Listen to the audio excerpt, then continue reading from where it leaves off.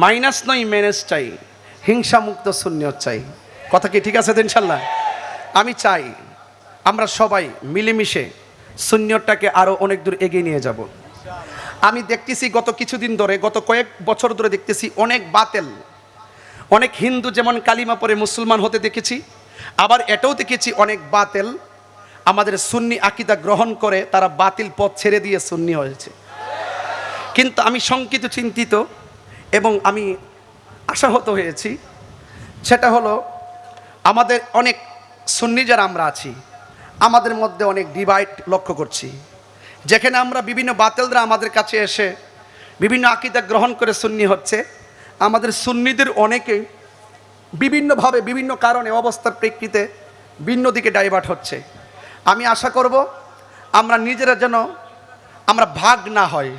অনুরোধ করব, পায়ে হাত রেখে বলবো, আমাদের এই দেশে ইসলাম আসছে ওলি আল্লাহদের মাধ্যমে। বড় করে বলতে হবে, এই দেশে ইসলাম আসছে ওলি আল্লাহদের মাধ্যমে। এবং এই দেশে অসংখ্য খানকা আছে, অসংখ্য পীরের দরবার আছে, আছে কি না বলেন?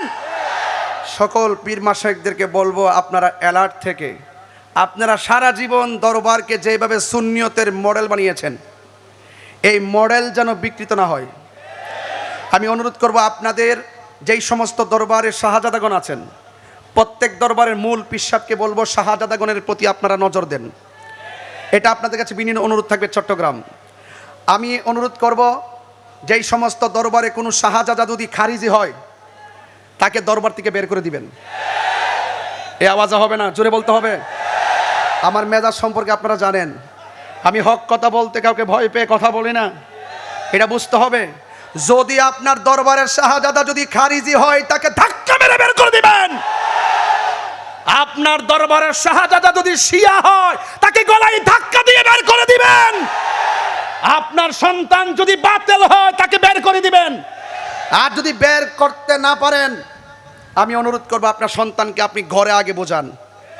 আপনার সন্তানকে ঘরে বোঝাইয়া বাহিরে এসে ওয়াজ করবেন। এটা মাথায় রেখে কাজ করবেন। সাবধানতার সাথে বলছি, যদি আপনার সন্তান আপনার কথা না মানে, দরবার থেকে বের করে আলাদা বাড়ি বানায় দেন। আপনার সম্পত্তি যা পাবেন সম্পদ দিয়ে বলে দেন যে তুমি আলাদা থাকো, কিন্তু আমার দরবারের নাম ব্যবহার করতে পারবে না।